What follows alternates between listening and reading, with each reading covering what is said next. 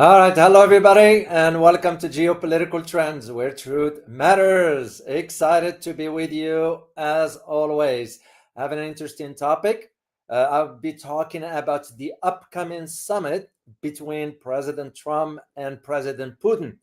And again, I'm going to just provide a bird's eye view from above to see the geopolitical maneuvering that should this meeting take place, what should we expect? So this is what I'm going to be talking about today. But first, let me say hi to our community. And as a matter of fact, I noticed something very interesting about timeline.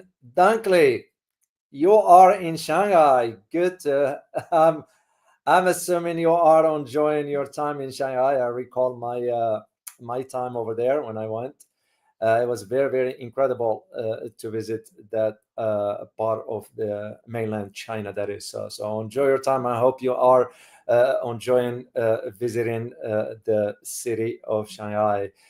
Neil, good to see you. Li Wan Yi, Abdul Fal, Truth Seeker, good to see you as well. Marco W, good to see you. Wong KC, greetings from Malaysia, good to see you. Who else? Hanging G, good to see you. We missed you last time, by the way. And by the way, Hang, thank you very much for your generosity on supporting my Asia trip. True to your word, you did say you will support that trip. So I'm very, very grateful to you and to others as well. So AF Gordon, Carleon, good to see you. And I got a comment I'm going to share that you wrote. I'm going to share it with the community if that's okay with you. Al Stalokin, good to see you. Francis Tango, as always. Willie Holman, as always. Karakulak, good to see you. And Marco W, good to see you. Who else I didn't? GM, G or JMYC in New York City, that is. So good to see you.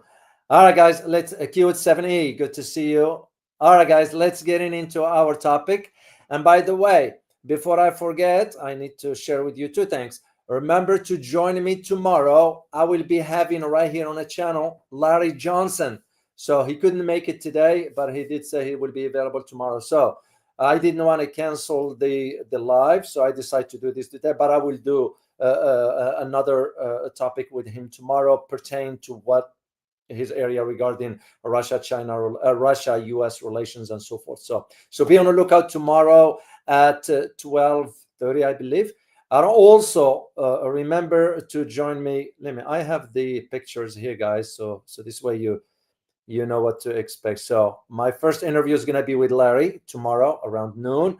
And the second interview, believe it or not, same day at 17:30 will be with Jayant Bhandari regarding India.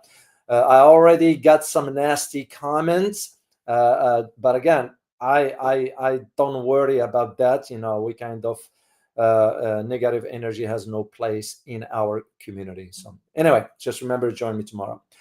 All right, let's ask the questions regarding this topic. And this is something that I feel very, very comfortable addressing in great depth, since I wrote a book about Russia, and I detailed some of the aspects even back then, prior to the meeting of the meeting between Russian president at the time, 2018, and Vladimir Putin in Helsinki, even though the book was published after that time, but I did the research and all that. So here's the first question is, what can we expect, or what can the world expect from this meeting? So second thing, is Europe wagging its tail? In whatever direction you may think, in a good way or a bad way. In other words, being nervous or not. So a third question, is this the end of, or is the end of Ukraine conflict near? Could really the meeting between President Trump and President Putin, if that takes place, there is now nothing confirmed yet, could this pave the way for the idea of the possibility of reaching an end to that conflict? So some say yes, some say no. We'll see how it goes. So just as a background, Saudi Arabia and United Arab Emirates, whoever thought, are now being seen or considered as the venue for this possible summit between the US President, Donald Trump, and the Russian President, Vladimir Putin. But there are two, and actually there are two sources, anonymous ones. And I did this, by the way, in a short video last night when it came to my attention. And that's the reason why I wanted to do the live stream for you. There is a reason to all this. So, and we will detail as we move forward. But before I'll delve deeper, please make sure that you subscribe to the channel if you are new here. And if this is your first time, I would greatly, greatly appreciate it. So the analysis you are hearing on this platform, you're not going to hear it anywhere else. I know what I'm talking about. I acquired the experience and the credibility that I feel comfortable saying so. So if you are learning and enjoying these free episodes, I would greatly appreciate if you can hit the subscribe button. Okay. So this way we can share this with other people that have so they will have the opportunity to hear the truth the same way you do. So here is the link in the chat box, because you won't be able to click on it on when I show it there, but right here I posted for you guys in the chat box. So all right, let's move on into our analysis here. So there is a reason, as I mentioned, why Saudi Arabia and United Arab Emirates are seen by Russia as a possible venue for this summit, as I mentioned earlier. So, and the thing is, of course, we have to consider what Donald Trump said before, that when if he wins the election, he will end the war in one day. Now, that's being delusional. Let me just say straightforward about Mr. Trump. Talking loud versus having substance are two opposite things. And I'll give you two quick examples. Just with the live stream that I did for you yesterday, which was about Canada, right? Well, now Mr. Trump reversed his course. Now he's going to put a halt for 30 days regarding the tariffs on Canada and the tariffs on Mexico. Now, why do you think that is? It's obviously that he realizing that those two countries took stand and they decided to implement their tariff on their own regarding the US. So in other words, they were calling his bluff. What I found very interesting is that Mr. Trump didn't talk about halting the tariffs on China for 30 days. Well, guess what? China already hit back and had something major in the works, which I will be talking about on Thursday on my other channel. So make sure to join me there on Thursday. We'll be talking about that. But that China conversation is separate from this. My point is that Trump talks loud. And when he's met and hit with the reality, you kind of backtrack. Now, it doesn't matter how you look at it, the optics of it. Remember, like I always say, in international relations, context matters. The fact that Trump's saying, I am going to impose tariffs on Canada, I am going to impose tariffs on Mexico, all of a sudden I'm reversing course for 30 days. Doesn't matter what he says, doesn't matter what is the optics of it. And this leads me to the conversation regarding the end of the Ukraine war, when Trump said, I will end it in one day. Now, come on, let's be realistic here. And second thing, which is a question for you guys, can we trust Mr. Trump? What do you guys think? Can we trust Mr. Trump? So let me just see your answer in the chat box. Yes or no? Straightforward. So, Karakulak, you say no? Hell no. Flat Earth. I agree with you. Li Yang, no. Hanging G, no. Truth Seeker, Trump has the bully mentality. That is correct. Zhao Yan, you say, hell no.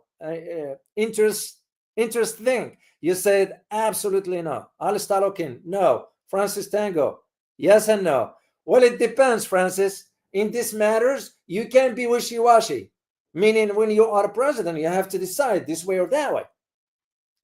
I look at it just with the case of China. When China said, we will impose tariffs on you if you move forward with that. And guess what? China just did. It's not being reported here. China went ahead and imposed tariffs on a major domain. And you know what that is? Is the liquefied natural gas. It is not reported here yet.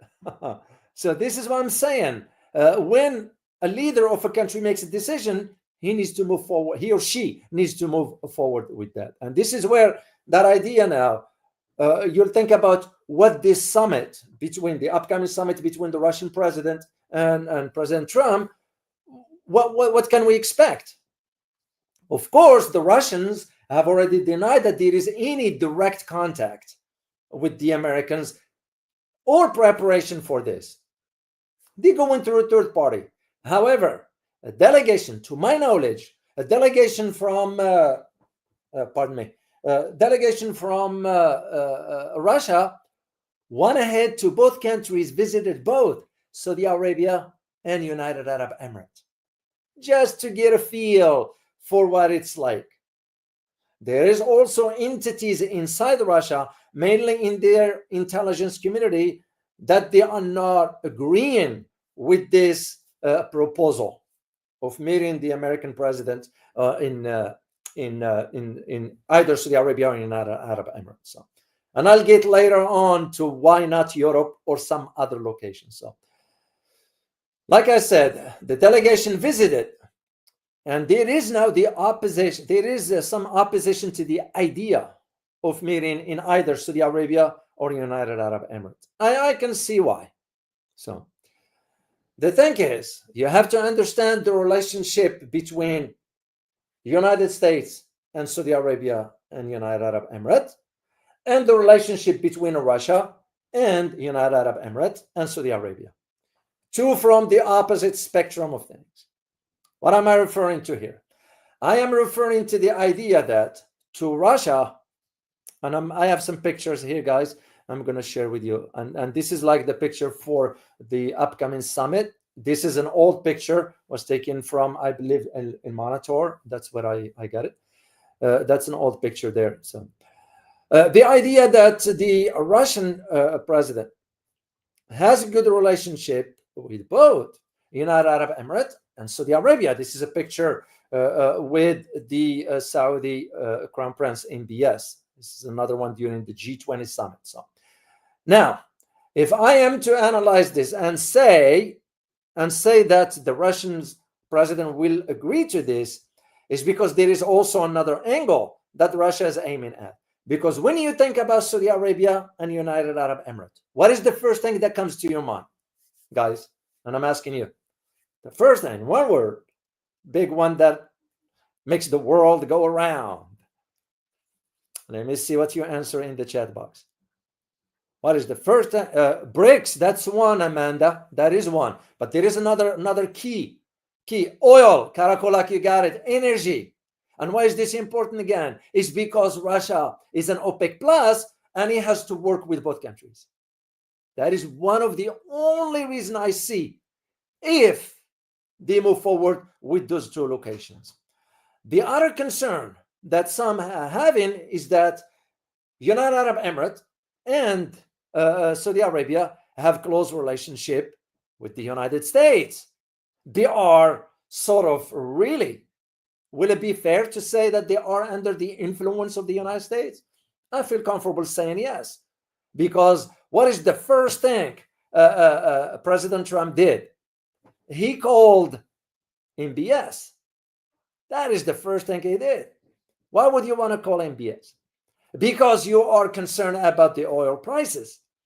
And since Saudi Arabia is the linchpin of OPEC, makes more sense.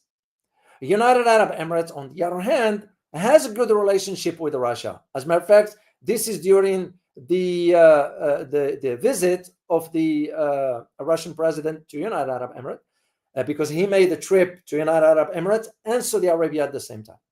So this is one of the meetings that took place back then.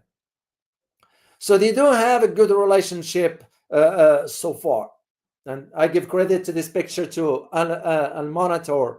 That's their picture there. So this is during President Putin's visit. Why? Because also United Arab Emirates can play both sides. So the Gulf states, the likes of Qatar, the likes of United Arab Emirates, the likes of Saudi Arabia, all of them, they know they can play both sides because they can afford it. However, they can only do so much.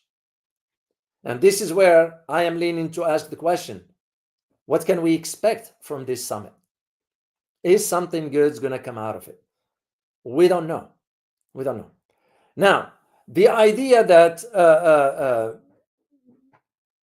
President Trump wanted to meet with the Russian president, and one of the aims is to end the Ukraine war.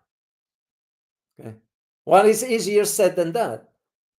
It's easier said than done. So, and by the way, this is what I'm saying.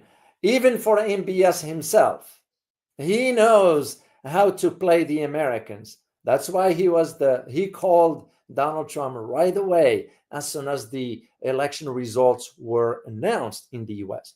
So MBS, as a matter of fact, to my knowledge, was the first foreign head of state to call Trump, to congratulate Trump on taking office. So, and here is how Trump responded by describing the Crown Prince as a fantastic guy.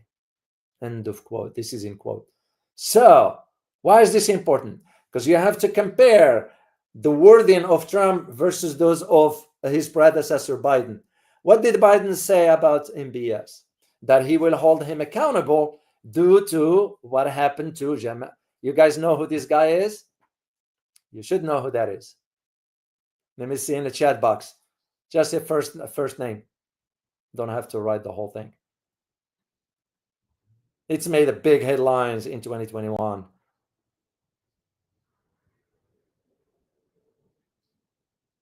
Khashoggi, that is correct. That's Jamal Khashoggi. That is correct. So when you think about this, this is why the President Trump is kind of striking the ego of MBS. It's because MBS did like what Trump was saying. And as a matter of fact, when I wrote my Saudi book, I had to disclose that and I kind of the government, because my book had to be cleared by the US government, and they kind of like, well, it's the truth. You can't deny that. And what I argued back then in my Saudi book is that I said more and more, like what I wrote in the book here, more and more Saudi intellectuals and moderate religious leaders are leaving Saudi Arabia for fear of arrests and torture. Their crimes amounts to speaking their minds and expressing their serious concerns about where their country is headed. One of these intellectuals is Jamal Khashoggi, a journalist, author, and an editor-in-chief of the Al Arab News channel, and is internationally respected for his contributions to Al Watan newspaper, which became a platform for Saudi progressives. Mr. Khashoggi expressed his concerns not only by the recent wave of arrests ahead of Crown Prince ascension to the throne, but also Riyadh's implementation of the new and extreme policies that encourages citizens to name others to a government blacklist. This is what I wrote back then, guys. And the idea was very concerning. So, and of course, MBS did like the fact that we were listening into his conversations. So this is why I need you to understand these dynamics, guys. MBS and CIA do not see eye to eye. None. It's because MBS was under the impression that he will be exempt from being sort of eavesdropped on. Well, big mistake. Big mistake. I'm going to share with you a declassified document. So, and I'll put the link for you later on. And I want you to see with your own eyes.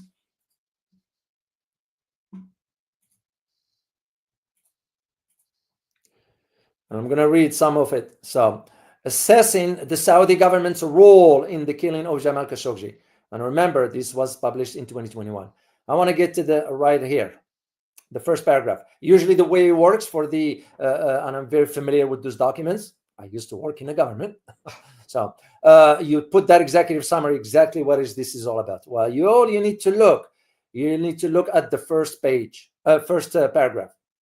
So this is for the ODNI, the Office of the Director of National Intelligence, and should be directed to all other. So here's the thing. We assess that Saudi Arabia's Crown Prince, Mohammed bin Salman, approved an operation in Istanbul, Turkey, to capture or kill Saudi journalist Jamal Khashoggi. We base this assessment on the Crown Prince's control of decision-making in the kingdom, the direct involvement of a key advisor and members of Mohammed bin Salman's protective detail in the operation, and the Crown Prince's support for using violent measures to silence dissidents abroad, including Khashoggi. Since 2017, the Crown Prince has had absolute control of the kingdom security and intelligence organizations, making it highly unlikely that Saudi Arabia will have carried out an operation of this nature without the Crown Prince authorization. So I'm going to share the link with you guys and put it for you. The idea that you need to understand that the two individual, one of them is the guy who used the, and I read the full detail, what the acid and all that stuff that was used to decompose the body. That guy was trained in a university in Massachusetts. If I am not mistaken, is Amherst. I'm not mistaken. So, but anyway, just to highlight my point in all this, you need to put this in perspective to understand, of course, why you see now MBS reacting differently to Trump than what he did to Biden. So, on the other hand, you have to look at the visit of the Russian president back in 2023 to United Arab Emirates. So, and of course, was another stop in Saudi Arabia. Why is this important? It's because it was both countries, and I think mainly was the MBS, or Saudi Arabia for that matter, that is helped for a prisoner swap between the United States and Russia. It was a major swap since the Cold War. Of course, that wasn't talked much about. I had a chance at that time to read certain information from certain sources, and I'll provide the link, at least the one that is public, so you'll get a chance to read it for yourself. So, on the other hand, remember, bin Salman also won over to Russia in 2015.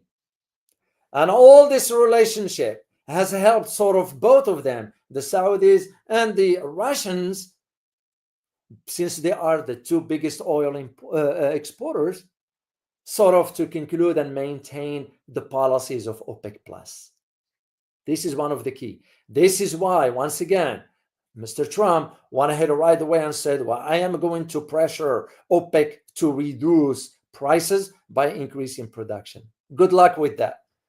I think this bullying mindset, we still didn't get it, that the world has changed and we need to change with it. So that is one of the things. And the same arguments I can make about United Arab Emirates, because they are oil producers, they can play a role into, even though United Arab Emirates has always sort of maintained some semi or quasi neutrality. You won't trust Arabs or Muslims for that matter. Not all of them. I shall not generalize, but at least I've been around long enough and I traveled long enough to the Middle East or West Asia and dealt with those governments. You can't trust them. You can't trust them. So here is the thing. The one other thing that we could think of is, could it be other options for other locations? So I have two in mind. Actually, I have only one in mind, but I could go with two options. But one of them, it's not feasible. And the reason it is not feasible is because the credibility of the country. And the one I'm talking about is Turkey. And why is this? Because Turkey has failed in its attempt to broker a deal between Ukraine and Russia. Well, of course, because Turkey was playing both sides. Turkey was thinking in terms of what's in it for me. And I understand national strategic interests. This is why the Russians also dismissed the Turks, let alone Turkey is a NATO member. So, and when they fell during the March 2022 as possible venue, when they failed rather to broker a deal between Ukraine and Russia, it became clear. So Turkey will not be a good venue for that. That leaves us with one option, in my opinion, and that option is China. Why not conduct the summit in China? China will be happy to host it. But on the other hand, I will not, this is my opinion, I will not encourage China to do so. For one reason and one reason only. China today has a say on the global stage. As a matter of fact, I am even thinking in terms of China needs to have a seat at that summit. What do you guys think? Yes or no? Should China have a seat at the summit that will be trilateral between, because those are the only three countries that matter: China, Russia, and the US. That's it. What do you guys think? Should China have a seat at the table regarding that summit? And we don't call it the Russia US summit, we call it the trilateral. Remember, the wording is also very crucial. Amanda, you say yes. Interesting, you say yes. Francis Tango, yes. Who else here? Truth Seeker, Hang, you say yes. Masian Dorsia, you say yes. Alistalokin, you say no. Alistalokin, can you express why? Just to share it with the community. Same thing with thoughts and prayers, you say no. Hairless Ape, you say no. You know, that's a great perspective. I mean, it's good for us to have different opinions, and that's what matters. That's to me where the conversations are all about, to learn from each other. I would greatly appreciate it, guys. To those who say no, if you will be kind and just put a comment for the community, and if I can take a look at it, I will be happy to do so. As to what is your logical argument for why not you don't want China to have a seat at that trilateral summit. I'm just curious. So, but anyway, I'll keep with my own argument. And to me, I say it that the geopolitical landscape today is not depending on only two major powers, and those two major powers are not what they might have been before. Because when we talk about a major power, what are we talking about? What dimensions are we referring to? Because China falls into that category of a major power, doesn't it? I mean, correct me if I'm wrong. Let's talk about the economy, where China's economy is. Let's talk about the military strength of China is. Let's talk about the technology of where China is. Let's talk about the space where China is. I mean, when you look at it in all dimensions, China has made stride and major progress. So, if it is the case, why shouldn't it be sitting at the table? That because here is what I believe it's going to happen should this summit move forward between the two countries, Russia and the United States. And again, I could be wrong, but the way I see it rolling up, knowing how Donald Trump thinks, is going to say to Putin, hey, how about if you and I would decide, I'll give you something, you give me something. For example, you'll turn your eyes or turn blind eyes or don't make any comments, whatever, if I move my forces into Greenland and take over. On the other hand, I'll let you move your, meaning for Donald Trump will tell Putin, go ahead with whatever you need to do regarding Ukraine and finish it off. I won't be surprised. I want to rule that out because Mr. Trump's approach to dealing with global affairs is more transactional.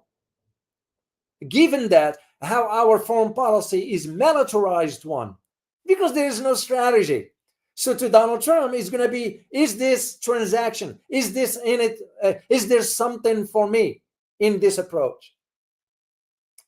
Could it be also that Mr. Trump will push the Russians, or ask the Russians to convince the Chinese not to expand their economic presence in Latin America? I'm just seeing those dynamics moving into this direction. But where the difference is, if China sits there, China's going to have also need to think about its own strategic interest and think about the global order where it's headed. So the US might not like that. Russians might be okay with it.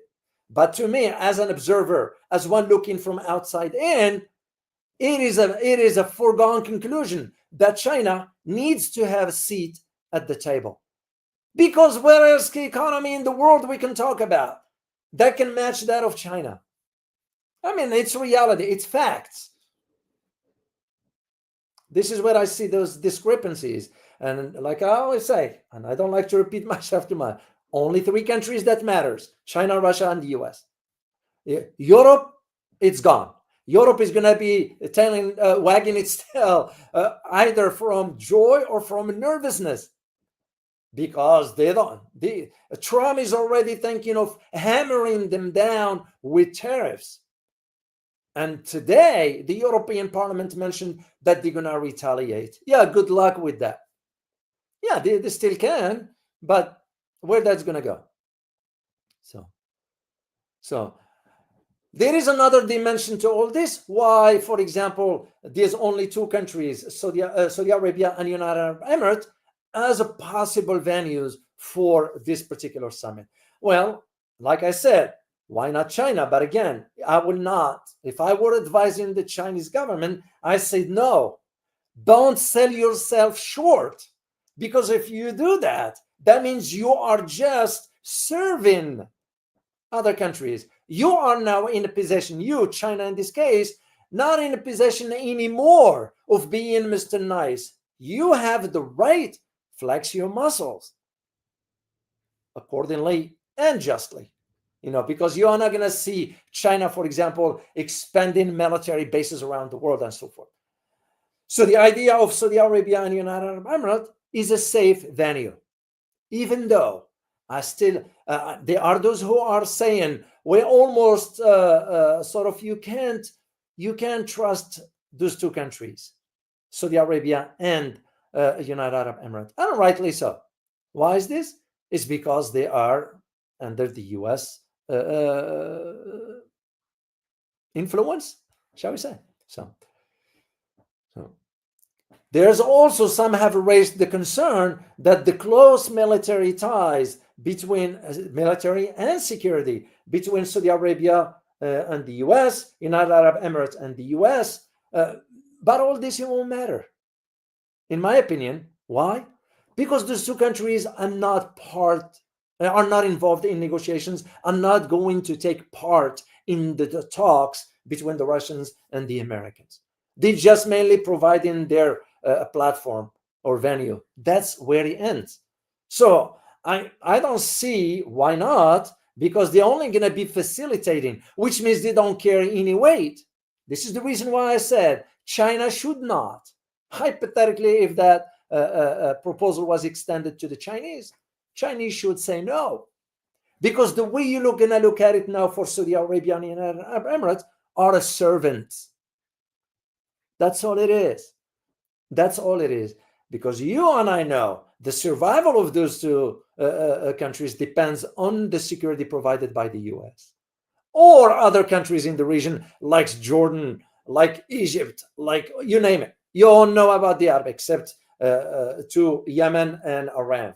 The rest of them depends on the US.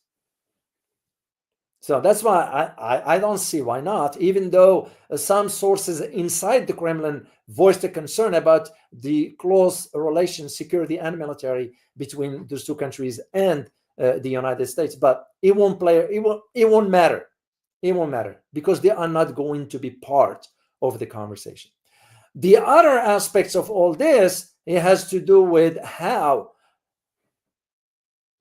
if you look at the West, usually those kind of talks, I remember from way back, and I think this might shock you guys or surprise you. I still have in my safe one of the notes that I used to write, and I wrote it back when Mikhail Gorbachev, you all remember who he was, met with Ronald Reagan in Reykjavik in Iceland. Way back, and I remember I was writing about it at that time for my own. I wasn't. That was way back. So when you think about countries like Reykjavik, like in Helsinki, like even Geneva, do you think Geneva is neutral? No. If you only know what's going on behind the scenes, Switzerland is neutral. That's nonsense. If you know what's going on, so or even Vienna for that matter, are you going to be thinking in terms of Stockholm being like no? The whole reason is that the entire Western, the collective West, has lost credibility. Simple as that. They will not be suitable for holding talks between the Russians and the Americans. So, because the collective West is gone, is done with that. And this is why that leaves us with that option of those two countries, at least for now, Saudi Arabia and the United Arab Emirates. To me, it was like, I even had a thinking outside the box. Don't conduct it on any country's territory. What you do is you get on into some really yacht or of sort, and go to the international water. Of course, it will be security and all that stuff, and hold the meeting for a few hours and come back. International water. No country is involved.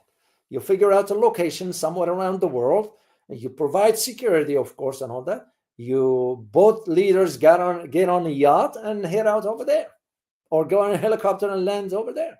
Simple as that, Because now, when you look at the rest of the world, especially in the Western world, where is this country that can play the pragmatic role, the adult in the room? None. I mean, to those who say, well, maybe even the Vatican can play a role into this. No, I don't think so. If you only know the dark side of the Vatican and what the Vatican's been doing politically behind the scenes.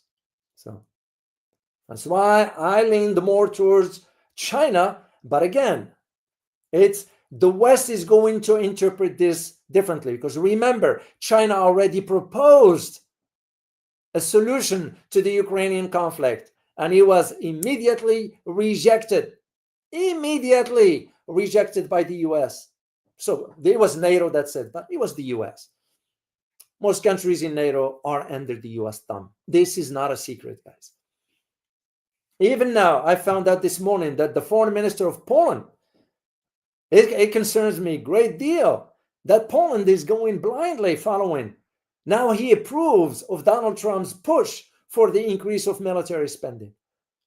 Of course, in Europe, especially in Poland, there are concerns from Germany that if the Polish military become too strong, that's bad news for Germany. So, well, maybe get rid of this damn NATO altogether.